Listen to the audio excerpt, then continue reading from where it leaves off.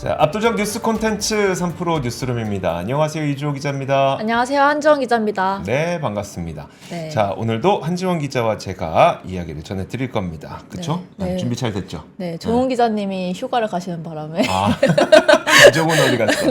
유종은 어디 네, 갔어? 네. 찾으실까봐 제가 미리 말씀드립니다. 네. 유종은 기자 다음 주에 돌아옵니다. 네. 자, 그러면 첫 번째 뉴스부터 한번 보도록 하죠. 네, 첫 번째 뉴스 제가 준비했는데요. 네. 올해 3분기 한국 경제가 이제 전분기보다 0.1% 성장했습니다. 올해 3분기 GDP가 정부의 예상 전망치를 크게 밑돈 건데요. 경기 흐름의 불확실성이 좀 커지고 있다는 목소리가 나오고 있습니다. 그래서 한번 표를 보여주시면은 한국은행에 따르면 한국 3분기 실질 GDP 전분기 대비 0.1% 증가한 건데요. 네. 물론 이제 표를 보면 2분기에 마이너스 0.2%로 역성장했기 때문에 3분기에는 이제 플러스 전환한 겁니다. 다만 이제 하는 전망치가 0.5%였거든요.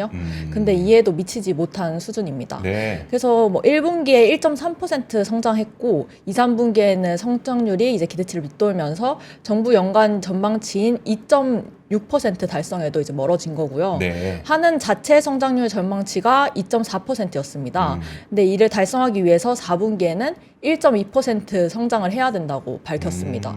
근데 우선 GDP 성장률에서 주목해야 하는 지표가 수출 부분이거든요. 네. 전기 대비 0.4% 감소를 했는데 자동차, 화학 제품을 중심으로 수출이 좀 부진을 했습니다. 네. 그래서 기재부 관계자가 비정보통신 이제 IT 부문이 부진하면서 7, 8월 수출이 좀 꺾였다. 그래서 좀 일시적인 요인이 있었다. 이렇게 말을 하기도 했는데 네. 다만 이제 전분기 대비로는 마이너스였지만 전년 동기 대비 6.5% 증가했고 4분기에 자동차 수출이 좀 개선이 되면은 네. 성장률도 올라갈 거다 이렇게 말을 하긴 했습니다. 근데 하지만 이제 정부가 좀 낙관적으로 되게 설명을 했거든요. 네. 그런데도 불구하고 이제 수출에 대한 우려가 좀 커지고 있는데 다음 표를 보시면은 최근 그 관세청에 따르면 수출 전년 동기 대비 2.9% 감소했습니다. 10월이네요. 네네네.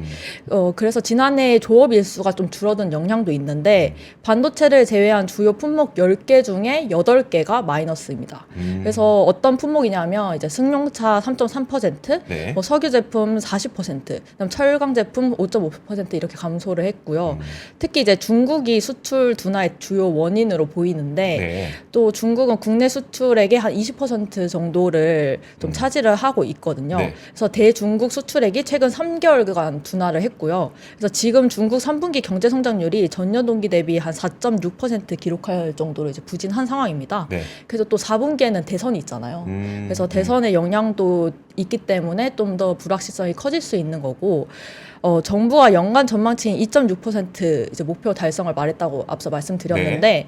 올해 3분기 내수 실질 성장률 기여도가 0.9% 포인트에 달하는 부분에 이제 정부는 주목을 하고 있습니다.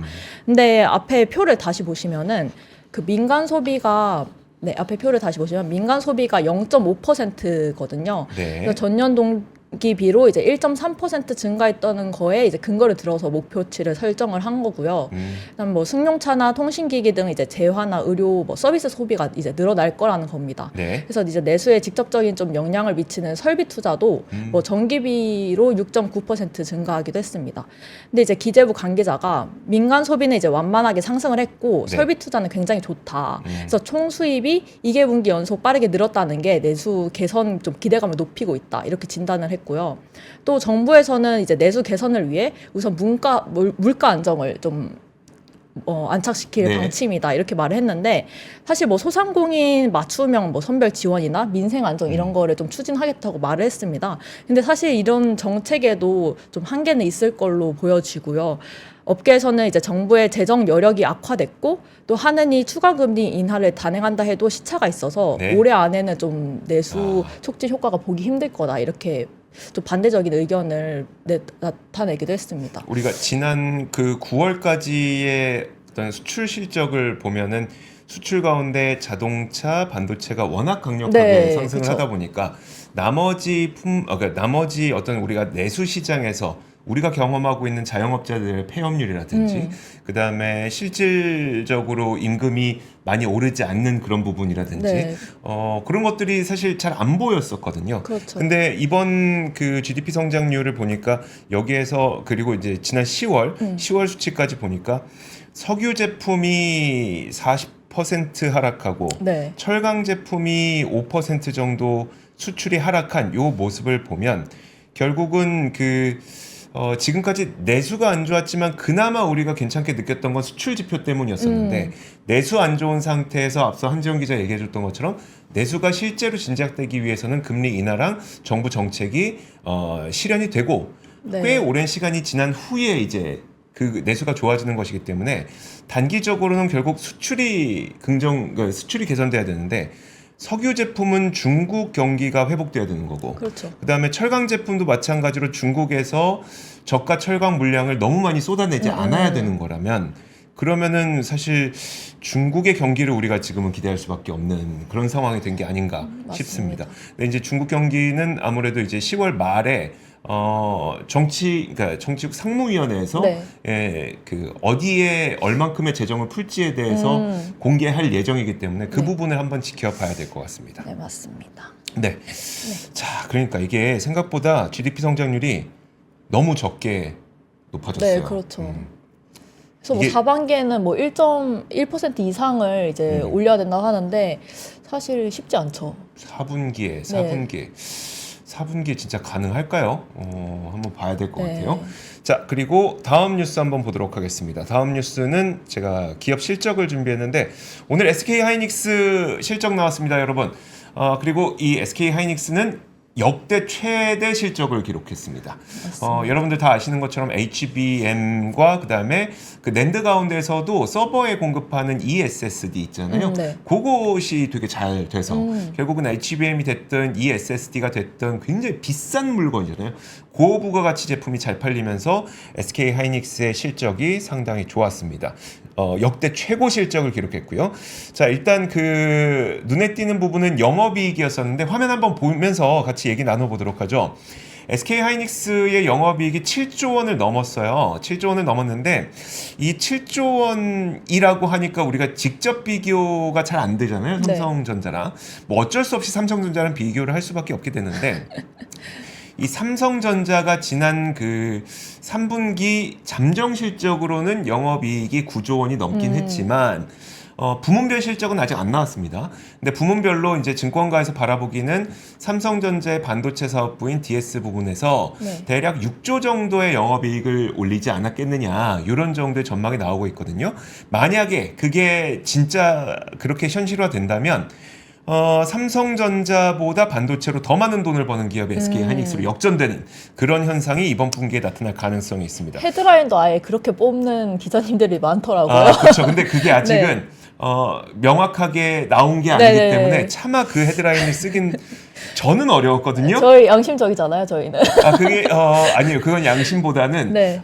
용감함의 척도인 것 같습니다. 의리 아닌가요? 우리는 아직 좀 새가슴이라. 네. 자, 어쨌든 SK 하이닉스가 그래서 삼성전자의 반도체보다 더 많은 영업이익을 올리게 된 거고 표 다시 한번 보여주시면 저는 이 부분도 상당히 놀라웠었는데 우리가 엔비디아가 워낙 비싼 제품을 잘 팔고 있고 그걸 독점을 하고 있다 보니까 영업이익률이 거의 70%에서 80%가 나오잖아요. 네. SK 하이닉스도 그 비싼 제품의 부품을 공급하다 보니까 영업이익률이 40%에 달하는 상당히 높은 영업이익률을 보여줬습니다.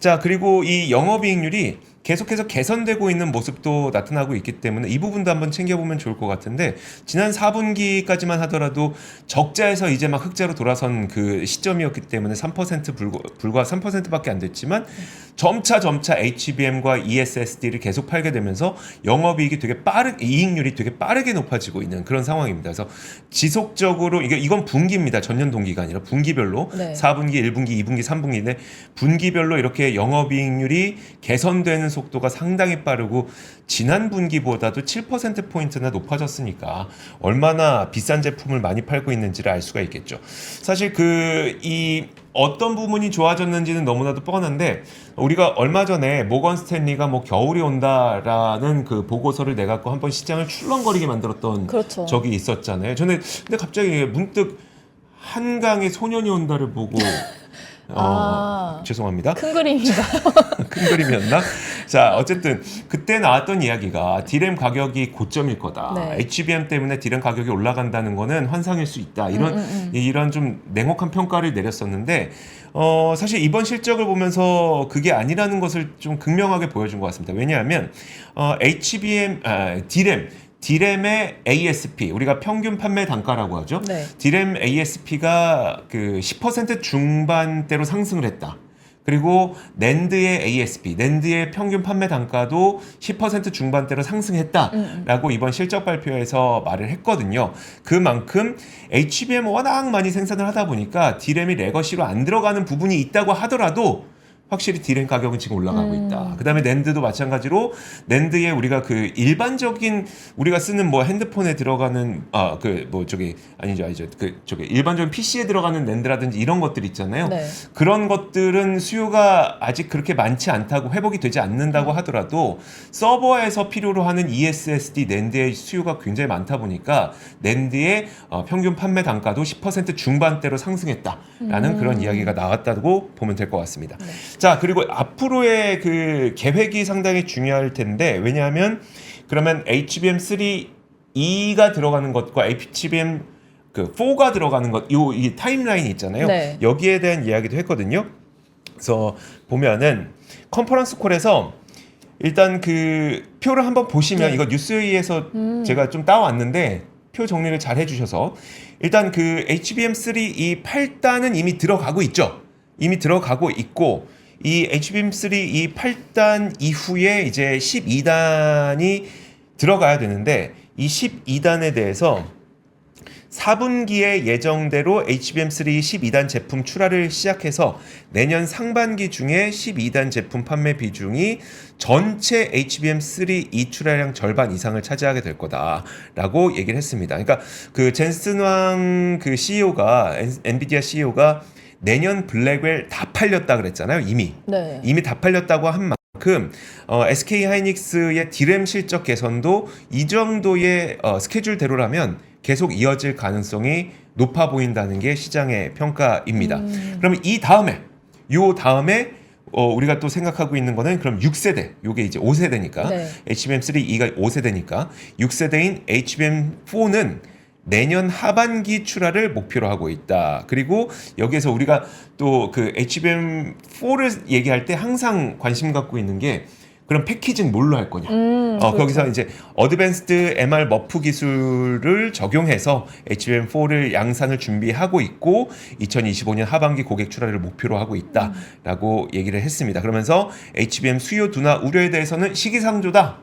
지금 그거 걱정할 때 아니다. 지금 우리는 만들어 파는 게 훨씬 더 네. 급한 거지 이런 거 걱정할 때가 아니다 라고 얘기를 했습니다. 그리고 투자 규모에 대해서도 컨퍼런스 콜에서 HBM 수요 덕분에 올 투자 규모가 예상을 넘어서 10조 원대 중반을 기록했고 수익성이 확보된 제품에 한해서는 투자를 지속한다는 원칙을 유지하겠다라고 했기 때문에 그 단기 그것 때문에 네. 단기 생산 죄송합니다. 네네. 죄송합니다. 잠깐 좀 헷갈렸는데 수익성이 확보된 제품에 대해서 투자를 지속한다는 원칙을 유지하겠다고 발표한 만큼 이제 고부가가치 제품에 대한 그러니까 투자를 통해서 증산을 계속하겠다라는 이야기로 보시면 될 것 같습니다. 그리고 이미 판매될 물량은 다 이미 예약이 다 차 있는 상태이기 네. 때문에 수익성도 개선될 가능성을 좀 바라보고 있는 것 같습니다. SK 하이닉스는 계속 잘 나가네요. 그쵸. 네. 아직까지는 우리가 그 피크론은 네. 이미 근데 모건 스탠리도 그 피크론에 대해서 사과문이라고 해야 될까요? 그러니까 걷어들였습니다, 그거를. 네. 네. 왜냐하면 그 겨울이 온다를 작성했던 보고서는 아태 지역에서 나왔고, 네. 그 다음에 이제 걷어들인 거는 글로벌, 그러니까 미국에 있는 글로벌 IB에서. 그거 걷어들여라. 걷어들였습니다. 근데 네. 그게 뇌리에 너무 박혀 있어요. 그러니까 네. 이게 참 그렇습니다. 네. 네, 다음 제가 뉴스 준비했는데요. 그 국내 당뇨병 환자가 얼마나 되는지 아시나요?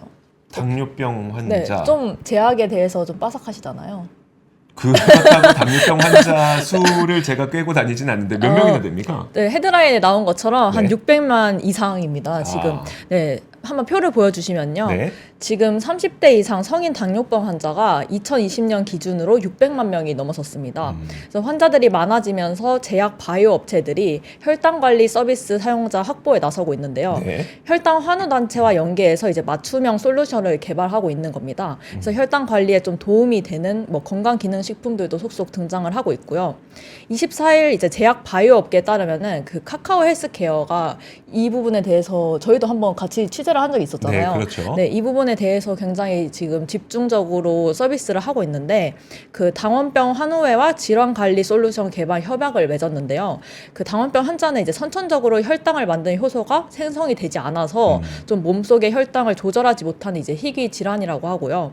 근데 이제 카카오 헬스가 AI나 뭐 디지털 모바일 기술을 이제 활용해서 환우에 도움되는 이런 솔루션 개발을 할 계획이고요. 뭐 한독도 2009년부터 당뇨병 관리를 위한 캠페인이 좀 진행 중입니다. 그래서 한독에서는 뭐 식단 코칭이나 혈당 관리 어플도 이제 제공 중이고 이처럼 좀 다양한 업체들이 뭐 혈당 시장 사용자를 확보하기 위해서 건강 기능 제품을 이제 내놓고 뭐 정관장도 그렇고 지금 밑에 아까 표를 보시면은 네. 대용제약도 그렇고 지금 굉장히 많이 힘쓰고 있는데 근데 혈당 시장이 얼마나 늘어났냐 이제 표를 보시면은 네.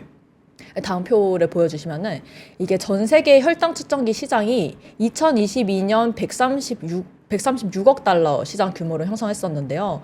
이후 이제 연평균 8.9%씩 성장을 했다고 합니다. 그래서 2027년 기준에는 208억 달러의 규모를 형성할 걸로 이제 조사가 됐고요. 네. 그리고 이제 국내 혈당 측정기 시장은 2022년 1조 3,700억 달러 시장 규모를 형성하고 있고 이후 연평균 15.1%씩 성장을 하면서 2027년 기준으로는 2조 7천억 원 규모를 형성할 걸로 이제 알려져 있습니다. 네. 그래서 이제 방금 2020년에 그 국내 30대 이상 당뇨병 환자가 600만 명 이상이라고 했잖아요. 네. 근데 이제 당뇨병 전 단계에 속해 있는 사람은 한 1,580만 명 정도 된대요. 그래서 이제 합치면은 한 2천만 명이 넘는 수가 이제 당뇨병 위험에 속해 있는데 네. 이게 전 세계적으로도 한 5억 3,700만 명의 이제 성인이 이제 당뇨병을 앓고 있다고 추산된다고 하니까 네. 앞으로도 이제 계속 성장성이 커지는 시장으로 이제 보입니다. 네. 그래서 제가 여기까지 준비했는데, 네네. 네. 그래서 이제 이런 당뇨병 환자들도 그렇고 지금 카카오 헬스케어도 좀 계속 좀 부진한 상황 속에서 이제 힘을 네. 쓰고 있잖아요. 그래서 이런 점으로 해서 이제 카카오가 좀 다시 이제 한번 좀 반등할 수 있는 기회도 되지 않을까 싶습니다. 그러니까 이게 당뇨라고 하는 게 만성 질환이고 이 만성 질환은 만성 질환이라고 하는 것은 우리가 한 달에 한 번씩 꼭 의사를 만나보러 가거나 네. 만나면서 이제 약도 타와야죠.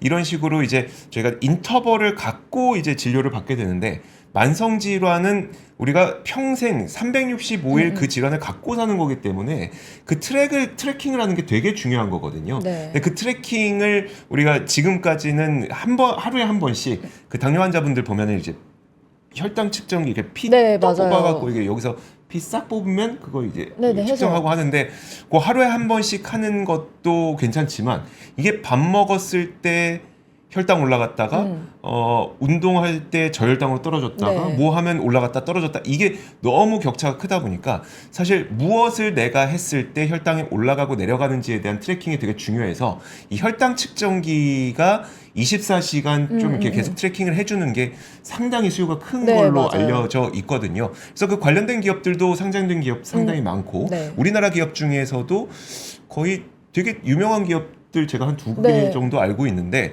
그런 기업들이 좀 성장할 기회가 아마 계속 있지 않을까. 근데 이게 우리가 지금 얘기하고 있는 비만 치료제 있잖아요. 아, 네. 그거가 보통 이제 그 당뇨 치료제가 약간 변형돼서 이제 비만 치료제가 되는 거라 아, 그렇죠. 좀 아무래도 당이 연결돼 있다 보니까. 그거 맞으면 혈당이 줄어드나요? 아 그럼요. 아, 네. 그럼요. 네. 왜냐하면 네. GLP-1이라고 해서 네. 우리가 그 밥을 먹었을 때 나오는 호르몬 유사체가 이제 들어가는 거라서 네네. 그러면 이제 그 덜 먹게 되고 혈당이 덜 올라가게 되겠죠. 그렇죠, 그렇죠. 네. 저도 맞아보면 또 이제 몸매 뭘 하시겠죠? 네? 저도 맞고 싶다 이러면 또 뭐라 하시겠죠? 아니요 말씀하세요. 뭐 제가 얘기 안 해도 그 댓글창에서 막 욕 네. 많이 할 겁니다. 네, 알겠습니다. 엄청 욕할 겁니다. 네, 넘어가시죠. 한번 해봐요. 네. 자, 좋습니다. 그러면 다음 뉴스 한번 전해드리겠습니다. 다음 뉴스는 오늘 요즘에 지금 실적 시즌이다 보니까 기업별로 그 실적이 굉장히 쏟아지고 있습니다. 두 번째는 원래 이거는 유종훈 기자가 해줘야 되는데 그렇죠. 유종훈 기자가 자리를 비운 관계로 오늘 현대차가 실적을 발표했습니다. 안 그래도 그 아까 GDP 성장률 얘기하면서 10월 1일부터 20일까지의 수출에서 이제 자동차 수출이 다소 좀 부진했던 모습이 있었잖아요. 네. 물론 조업일수 영향이라고는 합니다만, 근데 그 내용은 이제 11, 12가 이제 4분기다 보니까 그 내용은 포함이 안 됐지만 3분기에 이 현대차가 매출을 얼마나 했는지 그리고 수출을 얼마나 했는지 어디서 수출했는지 이걸 확인해 볼 수가 있었습니다. 자, 일단 현대차의 3분기 매출은 3분기 기준으로 역대 최대치를 기록했습니다. 잘 팔았어요. 잘 팔았는데 그 어떤 특정 부분에서 비용이 좀 증가하는 부분이 있어서 이익률이 9%대 아래로 내려왔거든요. 사실 오늘 아침에 테슬라의 실적이 발표됐을 때 지금도 시간의 거래에서 굉장히 10% 가까운 폭등을 보이고 있지만 이것도 가장 핵심 키워드, 그러니까 이렇게 폭등시켰던 핵심 키워드가 바로 이익률이 10%를 회복했었어요. 근데 이제 좀 반대로 현대차의 경우에는 이익률이 9% 아래로 내려가는 모습이 일회성 비용 때문에 좀 나오긴 했습니다만 그것 때문인지 오늘 시장의 어떤 분위기도 그렇게 썩 좋지만은 않았습니다. 현대차가 한 5%인가 4%인가 내려놨으니까요. 자, 일단 실적 한번 보도록 하겠습니다.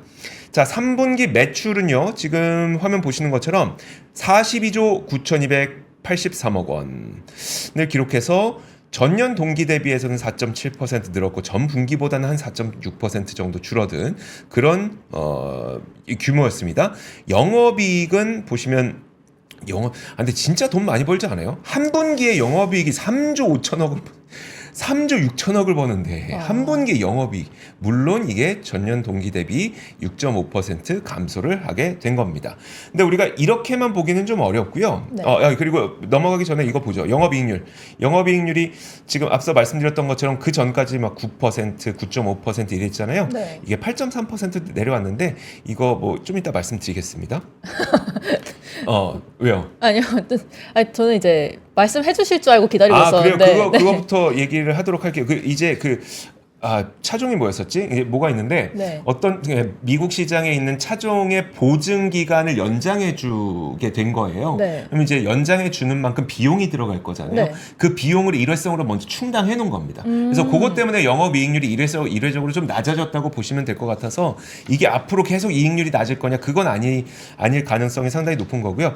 저는 그러면 이제 그 국가별 판매량이 어땠는지를 한번 보여드리도록 하겠습니다. 지금 이제 보면은 유럽 권역 줄었죠. 이게 파란색 부분은 도매고요. 초록색 부분은 소매입니다. 근데 도매가 됐건 소매가 됐건 다 줄었고요. 중국은 뭐 줄어드는 게 당연하죠. 여기는 이미 시장이 많이 줄어들고 있으니까. 인도도 사실 좀 줄었고요. 러시아는 소매가 줄었고요. 중남미 줄었고요. 기타 권역 다 줄었습니다. 근데 다만 좋은 곳은 국내랑 북미는 많이 좋아요. 북미는 이제 아무래도 그 자동차가 우리 리스 판매 같은 거 있잖아요. 법인차 같은 거. 그쪽에 수요가 굉장히 높다 보니까 도매 쪽에서 9.3% 늘었고 그다음에 소매도 한 4.3% 늘었기 때문에 북미가 굉장히 좋고 우리나라도 괜찮다. 근데 저는 이거 보면은 국내랑 북미 빼면 볼 게 하나도 없네라고 생각할 수 있겠지만 오른쪽 상단에 보시면요. 글로벌 산업 수요를 볼 수 있잖아요. 그러면 이제 전체적인 수요는 국내가 됐건 미국이 됐건 유럽이 됐건 중국이 됐건 인도가 됐건 전체적으로 다 수요는 줄어드는데 이렇게 수요가 전체 줄어드는 가운데서도 미국은 괜찮았다. 그러니까 유럽은 원래 수요가 줄어드니까 수요 줄어드는 것에 현대차의 판매도 줄었고 인도도 수요가 원래 줄어들었는데 거기에서 현대차의 판매 줄었고 이렇게 해석할 수 있다면 북미는 미국은 수요가 줄었는데도 불구하고 그 현대차 잘 팔았다. 그러니까 시장은 줄지만 현대차는 잘 팔았다. 이런 식으로 분석을 할 수가 있는 것 같습니다. 차종별로도 한번 볼게요. 차종별로 이게 좀 의미가 있는데 일단 전체적으로는 줄었잖아요. 차량 판매량이 줄었어요. 근데 여기서 늘어난 게 뭔지를 보면은 SUV 차급이 조금 줄었고요. 거의 안 줄었고요. 그 다음에 제네시스가 늘었습니다. 그럼 이건 뭘 말하냐? 비싼 거 잘 팔았다. 그리고 SUV는 아무래도 그 수익성이 좋은 차량이잖아요. 네. 수익성이 좋고 인기가 좋은 차량인데 인기 좋은 차량은 거의 안 줄었고 비싼 차 잘 팔았다. 그런 너무 부분을 좋은데요? 볼 수가 있을 것 같고요. 친환경차 중에서도 맨 아래가 전기차, 순수 전기차, 네. 그다음에 두 번째가 하이브리드. 하이브리드의 판매량이 굉장히 많이 늘어났습니다. 하이브리드 판매량이 지금 8.6%에서 12.9%로 보이는데 요거 그 하이브리드의 증가율로 보면은 9만 1,000대에서 13만 1,000대까지 늘어난 거니까 40% 늘어난 겁니다. 그러니까 하이브리드에 대한 수요가 굉장히 많다는 그런 이야기도 가능한 거고요. 앞서 계속 말씀드리고 있지만 그 지금 전체적인 판매량은 전체적인 글로벌 수요가 줄어들면서 현대차도 수요가 그렇게 막 늘어나는 그런 추세는 아니지만 네.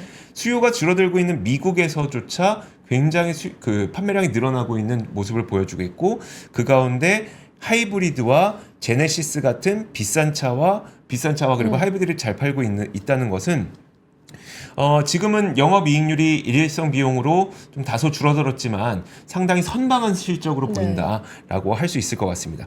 그리고 마지막으로 컨퍼런스 콜과 관련된 이야기를 좀 해드려야 될 것 같은데 컨퍼런스 콜에서 무슨 얘기가 나왔냐면 배당에 대해서 2분기와 같이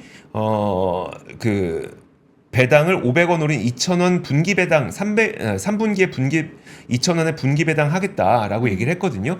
근데 이게 지난 인베스터 데이 때 무슨 얘기를 했었냐면 네. 내년부터는 최소 배당을 분기 배당 2,500원씩 그러니까 2,500원씩 하겠다라고 얘기를 했거든요. 그러면 1년에 10,000원인데 네. 지금 주가가 22만 원이면 수익률 그러니까 배당 수익률로 따져보면 최소 4.5%는 해주겠다라고 하는 것이기 때문에 이 연말에 이제 밸류업과 관련된 기대감이 좀 높아지게 됐을 때 이게 또 어떤 효과를 발휘하게 될지는 지켜보면 좋을 것 같습니다.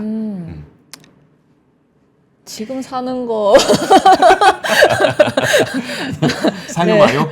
사용하요. 사용하요? 네, 넘어가도록 하겠습니다. 사실 저는 배당 기업 되게 좋아해요. 네. 저는 배당 아시죠? 네, 오늘 아침에도 말씀하셨던 것 같은데. 저는 네. 배당 기업을 되게 좋아하는데 네. 이렇게 기본적으로 최소 배당 이게 좋은 게 뭐냐면 네. 그러니까 우리가 배당 수익률을 계산하잖아요. 네. 그러면 주식이기 때문에 우리가 채권과 비교했을 때는 리스크 프리미엄을 조금 더 더해서 그러면 채권보다 어느 정도 좀 더 비싸게 그러니까 어느 정도의 이자율을 더 주면 나는 이 기업에 투자할 수 있지에 대한 약간 로직이 서거든요. 그렇죠. 그러니까 예를 들어서 네. 지금 뭐 채권 수익률이 3.5%다. 네. 그래서 뭐 우리가 채권 사도 3.5%밖에 못 번다. 이건 리스크가 없는 상품. 네. 대신 주식은 리스크가 좀 있기 때문에 그러면 채권보다는 못해도 한 1.5% 이자는 더 줘야 내가 그 주식에 투자할 수 있을 것 같은데 라고 따져보면 3.5%에 1.5%면 5% 정도의 배당 수익률을 네. 기대할 수 있는 그런 기업 그리고 그 배당 그러니까 그 배당을 줬다 안 줬다 줬다 안 줬다 하지 않고 최소 이 정도는 드리겠습니다라고 약속한 기업 네. 그러면 한 5% 정도 되면 괜찮은데? 라고 할 수 있는 거잖아요. 지금 댓글이 너무 웃겨가지고. 네, 왜요? 현대차 물렸냐고 류 기자님한테 혹해가지고 현대차 물렸냐고. 류 기자는 99% 물렸을 듯. 네, 재밌습니다. 네. 네. 다음 제가 소식 준비했는데요. 혹시 디지털 인프라 폐기물이라고 아시나요? 디지털 인프라 폐기물. 네. 잘 모르겠어요. 저 아는 시청자분도 계실 텐데 이게 데이터 센터와 이동통신 기지국에서 배출되는 이제 서버랑 네. 뭐 네트워크 안테나를 포함하는 이제 명칭이거든요. 그래서 여기서 금이나 은, 팔라듐 같은 이제 희소 금속이 다량으로 포함되어 있는데 네. 이거를 이제 국내에서 재활용하지 못하고 중국으로 반출되고 있다고 합니다. 네. 그래서 이제 관리 체계가 없어서 발생 규모는 물론이고요. 이게 뭐 포함된 금속 종류나 뭐 경제적 가치도 현재 파악하지 못하는 상황이라고 하는데요. 일종의 도시광산이군요. 네네, 그렇죠. 네. 그래서 이제 23일 이제 통신업계에 따르면 이제 디지털 폐기물을 다루는 국내 재활용 업체는 10곳 정도밖에 없다고 합니다. 근데 이게 재활용 업체들이 데이터 센터 사업이나 아니면 이제 이동통신 사업자로부터 이제 물건을 받아서 이제 전기, 전자, 폐기물을 받아서 이제 1차적으로 분류를 하고요. 네. 그다음에 이제 고철류만 분류를 한 뒤에 뭐 서버나 통신 중계 같은 건 좀 복잡하잖아요. 그래서 이거를 이제 제3국에 이제 매각을 한다고 하는데 사실 이게 직접 처리할 때보다 해외 딜러한테 판매하는 게 더 마진이 많이 남는데요. 아, 그래서 이제 이렇게 하고 있는데 이거의 주요 수출국이 중국입니다. 근데 네. 이제 문제는 이 과정에서 그 희소 금속 제어의 자원화 기회를 놓치고 있어서 이제 좀 문제가 되고 있는데 폐기물에 함유된 이제 희소 금속을 재활용하면 에너지 절감하면서 이제 광물을 추출할 수 있다고 하는데요. 네. 사진을 좀 보여주시면은 네. 사진을 보여주시면 그 예를 들어서 이제 1톤의 인쇄회로 기판이 이제 PCB라고 하는 건데요. PCB가 이제 인쇄회로 기판입니다. 근데 이게 약 1.5kg의 금을 추출할 수 있거든요. 네. 근데 광석 1톤으로 1.4g 정도의 금을 얻는 거랑 비교를 하면은 1000배 많은 양이라고 합니다. 오. 네, 그래서 이 국제전기통신연합회가 네. 이제 폐금속을 재활용하면 채굴 대비 알루미늄은 한 95%, 네. 그다음 구리는 85%, 그다음 철강은 74%의 에너지를 절약을 할 수 있다고 합니다. 그래서 이제 국내 전자 폐기물이 급증을 하는 추세인데 올해 유엔이 공개한 보고서에 따르면은 2022년 한국 전자 폐기물 배출량이 3년 전 대비 한 13.7% 증가했대요. 네. 근데 이제 증가한 이 수치가 93만 톤을 기록을 했고요. 특히 이제 인구당 배출량이 17.9kg인데 네. 이게 글로벌 평균치가 7.8kg라고 하는데 우리나라가 17.9kg예요? 네, 그래서 2배 이상 많은 겁니다. 글로벌보다. 와, 글로벌- 가전제품을 엄청 사용하는군요. 그렇죠. 우리나라. 그리고 아. 저희 핸드폰도 좀 자주 바꾸지 않나요? 아. 네, 그런 것도 뭐 영향이 있을 수 네. 있을 것 같은데, 하지만 이제 디지털 인프라 폐기물은 이제 자원 순환 관리 체계에 이제 포함되지 않아서 현황 파악조차 잘 안 되고 있는 상황이고요. 현행법상 뭐 재활용이나 생산자 회수 대상에 포함되는 이제 폐 제품은요, 이제 방금 말씀하신 것처럼 뭐 생활 가전이나 뭐 사무기계에 이렇게 한정이 돼 있다고 합니다. 네. 그래서 이런 게 이제 현행법상 이런 것도 잘 안 돼 있고 그래서 이제 환경업계 관계자가 경제적으로 가치가 큰 산업인데 결과적으로 우리나라 산업 경쟁력을 저해하는 요인이 좀 되고 있다. 네. 이렇게 말을 하고 있어요. 그래서 잘 활용하면 사실 좋을 텐데 또 이런 걸 중국에 뺏길 수는 없잖아요. 네, 네. 그래서 잘 활용하면 좋겠다는 차원에서 제가 한번 준비를 해봤습니다. 알겠습니다. 그 저기 가전 제품을 우리가 워낙 많이 사용해서 그러는지 우리나라에서 나오는 그 양이 되게 많다 그랬잖아요. 네. 가전 제품 얘기 바로 한번 이어가 볼게요. 네, 좋습니다. LG전자가 실적 발표했거든요. 네. 자, LG전자 LG 디스플레이 이어서 LG전자 실적을 발표했는데 사실 저는 그 LG전자의 실적에서 좀 눈에 띄는 부분은 당연히 그 전장사업부를 관심을 많이 갖고 보고 있지만 네. 가전사업부가 구독 모델을 가져가는 게 저는 되게 눈에 띄거든요. 그 가전제품을 혹시 구독한다고 하면 여러분들은 어떤 가전제품을 구독하고 있을까요? 혹시 한지훈 기자는 가전제품이요? 네, 가전제품 구독. 어떤 예를 들어서 어떤 그러니까 예를 들어 네. 우리가 가전제품 구독한다고 하면 대부분 정수기라든지 안마의자 그 정도밖에 생각 안 하는데 사실 LG전자가 네. 지금 가전 구독을 굉장히 열심히 밀고 있는 상태거든요. 물론 그 효과가 아직 그렇게 본격적으로 나온지는 모르겠습니다만 이번 실적 발표에서도 구독에 대한 수요가 높아져서 이 가전의 매출이 나쁘지 않았다라는 실적 발표를 했으니까 한번 보시죠. 네. 일단 그 가전 사업부인데요. 이게 8조 3,400억 원을 기록했기 때문에 전 분기보다는 다소 줄어든 거지만 지난 그 3분기, 작년 3분기에 비해서는 좀 좋아진 거고요. 그리고 영업이익률도 뭐 10%대까지 간 적도 있지만 그 정도까지는 아니어도 한 6.3%까지 갔거든요. 근데 그 가전 구독을 그러면 뭘 하고 있냐? 이게 LG전자 그 홈페이지에 가보면은 가전 구독하는 사이트 그 홈페이지가 있는데 다 합니다. TV도 구독하고 냉장고 세탁기, 에어컨, 공기청정기, 저 스타일러 다 합니다. 다 청소기. 심지어 저는 이것도 전기 레인지 있잖아요. 저희 가스 레인지 네. 대신 넣는 것. 전기 레인지까지 구독하는 건 좀 몰랐는데. 인덕션 그렇죠. 이거죠. 인덕션. 네. 네. 인덕션까지 구독하는데 이게 그 얼마 전에 삼성 KPMG에서 그 구독 서비스, 그러니까 소비자 트렌드에 대한 분석을 한번 했었거든요. 10월 16일에 나온 보고서인데 여러분도 한번 검색해서 보시면 재밌을 겁니다. 여기에서 일단 구독 서비스에 경험이 있다고 응답한 사람이 거의 90%에 달했고 그 가운데 우리는 구독이라고 하면 OTT 음원 이런 것만 생각하지만 실제로 가전 가구를 구독해 본 경험이 있거나 실제 이용하고 있는 사람이 30%에 달할 정도로 꽤 된다는 겁니다. 그리고 제가 이건 취재 과정에서 들었던 얘기인데 신혼부부들이 새로 이제 집에 들어가잖아요. 근데 그쵸. 첫 집을 내 집으로 못 들어간단 말이에요. 전셋집으로 들어가니까 난 전셋집에서 굳이 좋은 가구를 쓰고 싶지 않아. 그때 구독해서 몇 년 쓰고 한 2, 3년 쓰겠죠? 뭐 좀 오래 쓸 수도 있겠습니다만 내 집 마련할 때 난 내 가구 살 거야. 라고 해서 구독 수요가 꽤 있다고 합니다. 그래서 그런 부분들을 생각해 보니까 구독이 좀 말이 될 수도 있겠구나. 사실 방금 이제 가전제품 구독 말씀하셨을 때 네. 저도 약간 이 개념을 잘 모르겠어가지고 뭐 음원 구독 이런 것만 생각하다가 그러니까요. 네, 그래서 좀 신기하긴 하네요. 근데 이게 그러니까요. 또 이용하는 분들이 많고 이거를 이제 아직 매출에서 몇 퍼센트인지에 대해서는 구체적으로 나오지 네. 않기 때문에 진짜 이게 얼마나 효과가 있는지는 지켜봐야 되겠습니다만 혹시 이게 좀 하나의 트렌드일 수도 있으니까 저는 좀 눈여겨봐야 되지 네. 않을까라는 생각이 들고요. 그리고 더 중요한 그러니까 또 중요한 것은 이제 그 전장 사업부 아니겠습니까? 네. VS 사업부. 여기는 지금 전년 동기 대비 성장세는 유지가 되긴 했는데 전기차 수요가 좀 둔화되고 있잖아요. 그러다 보니까 전 분기 대비해서는 매출이 약간 줄어드는 그런 모습을 화면 보여주세요. 네. 전 분기 대비 약간 줄어드는 그런 모습을 보였습니다. 다만 이 전장 사업부는 지금 수주 잔고가 거의 100조 원에 육박할 정도로 굉장히 많이 있잖아요.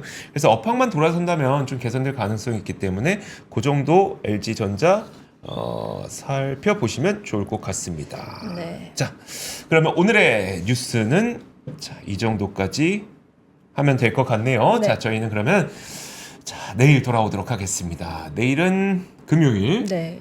내일 이제 순우 선배랑 저랑 네. 할 것 같은데 내일은 또 제가 없습니다. 네. 권순우 기자와 한지훈 기자가 만들어가는 뉴스룸 네. 또 많은 시청 부탁드리도록 하겠습니다. 고맙습니다. 감사합니다. 박근영, 이선영, 사경인, 염승환 투자 마스터들의 세심한 케어로 건강한 투자 습관을 만드세요. 3프로 멤버십 3프로 앱에서 확인하세요.